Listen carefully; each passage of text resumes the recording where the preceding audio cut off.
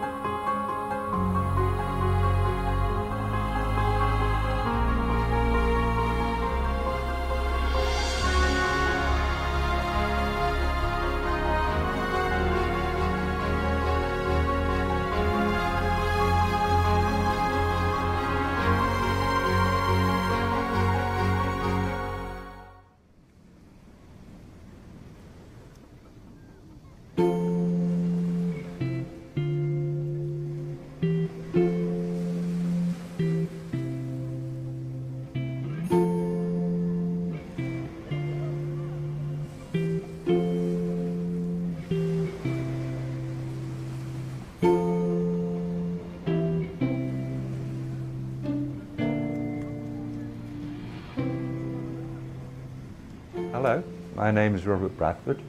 I live in Herne Bay in Kent, in England, and I make sculpture mostly from rubbish materials, with various utilitarian materials and recycled, but mainly I use toys.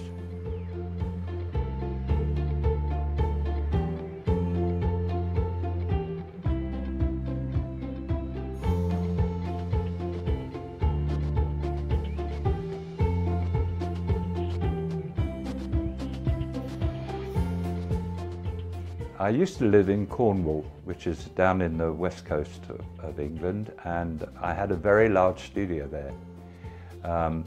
In the corner of my studio, I was living with some children, and they had placed a big box of plastic toys in the corner of my studio just for storage.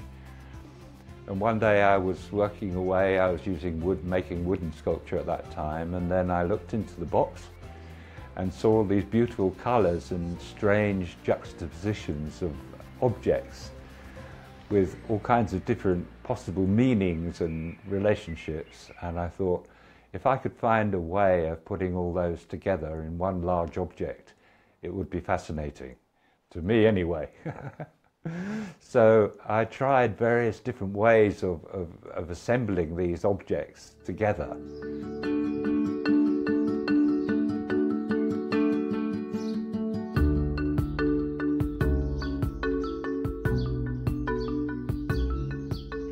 So after various unsuccessful experiments, one day I was out there and in frustration I got an electric screwdriver and stuck a screw through the nearest available toy, thinking it would shatter, probably, but it was fine. It went in nice and cleanly, and into wood.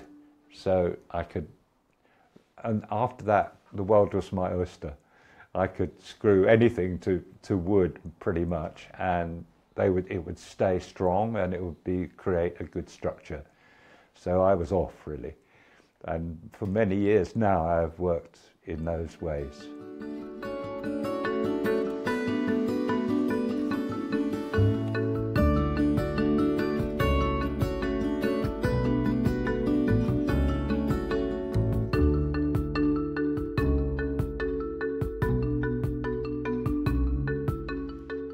Ever since I started making art, I've worked with some form of recycled materials. Like when I was painting I would use an old silk screen that I found in a skip, you know, or tickets that are collage tickets together that people have used, or I make collages out of books on the painting. So as long as I've been working as an artist, I've used something recycled. But the toy sculptures really began perhaps 10 years ago, 15 years ago, something like that, when when I discovered the joys of toys.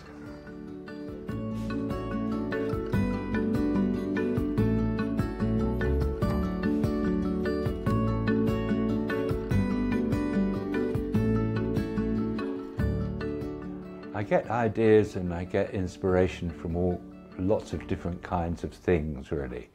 Sometimes it's just a response to a material. I see a particular kind of material or a particular toy and I think, you know, this would work as a dog, or this would look wonderful blown up big. You know, I might find a toy this big.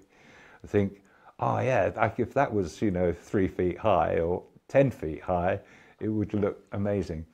So it comes, or a series of colours, I get a sort of colour relationship that I like to explore and develop. But I think my big interest is with form in general. Form, shape, colour.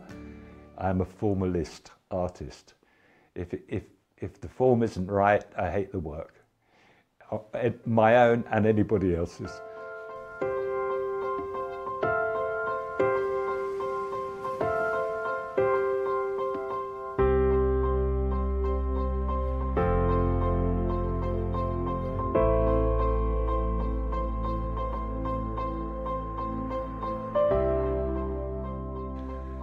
I find materials in various different places, the materials that I use. It can be in a pound shop, you know, cheap utilitarian things. People give them to me. They are very happy to dump large quantities of plastic toys that their children don't want anymore on me. But the problem with that is I'm very selective about what I actually use. I like the things to be well designed, each toy to be quite well designed and all that kind of thing. Pound shops, charity shops, but the car boot sale is my favourite. There I go treasure hunting in car boot sales, usually once a week.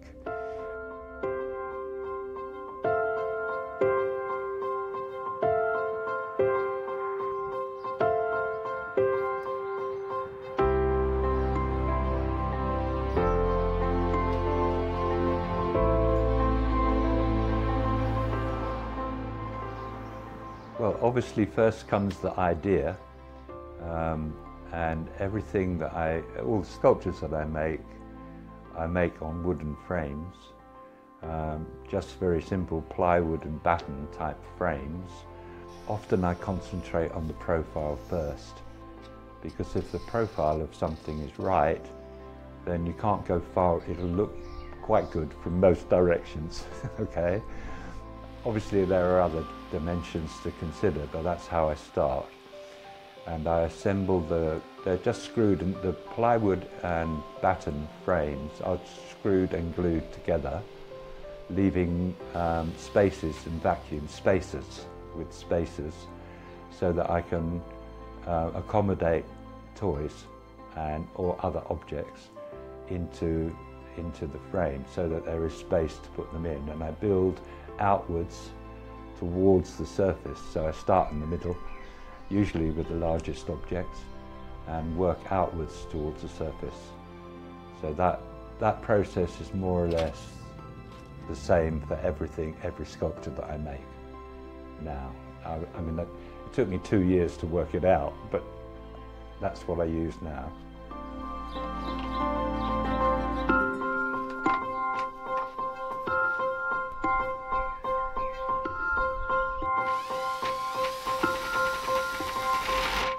The time that it takes to create artworks varies quite considerably.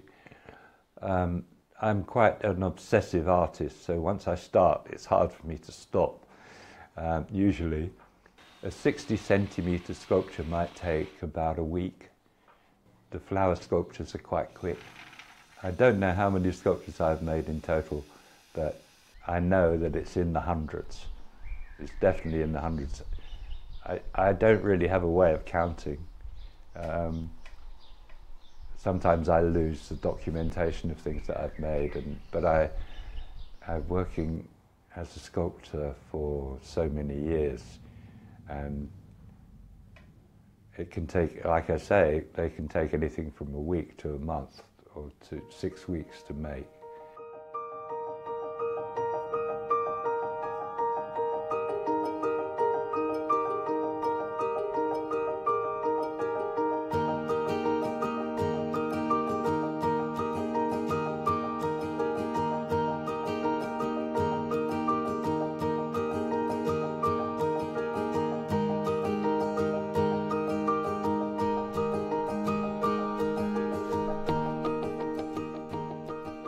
I would not be ashamed of the fact to say that I could make more or less anything out of anything.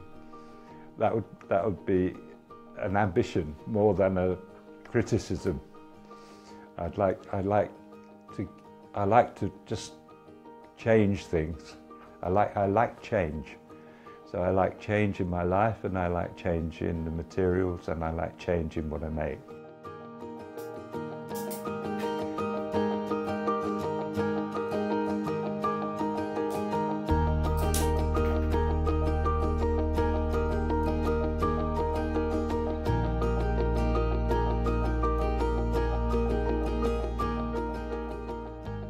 Well, I have a fail-safe really, because some people come along and say, "Oh, that's rubbish," you know. And I go, "Yeah, it is, yes." I agree with you, of course it is, yeah. I think the best reaction really is when people examine the thing in detail and start, well, they might appreciate it from a distance and then not really know what it is until they come close. I like it when they start examining the detail of it and reminiscing about when they might have had one of these toys, and thinking about the past and thinking about childhood and those kinds of things. So that reaction is all good.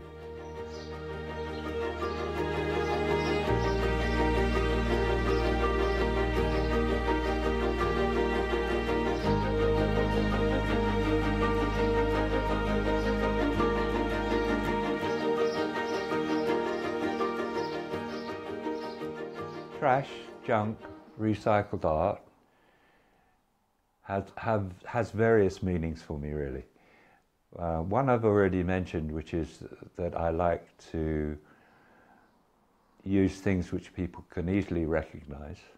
And in the case of toys, probably have loved at some point. I like that. I like the history that provides. It gives, I think if you add history, each toy has a history, right, of being loved and used and wanted. And I think if you add history to a work, then it gives it greater depth, as far as to me, that's true.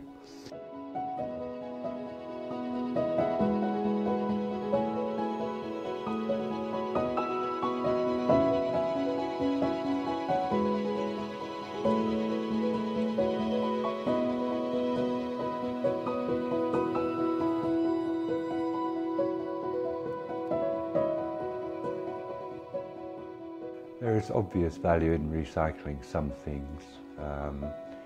It's a throwaway society, a consumer society.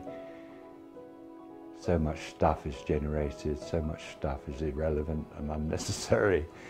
And there's many things that people throw away that still have value. And I like the idea of giving something a new life.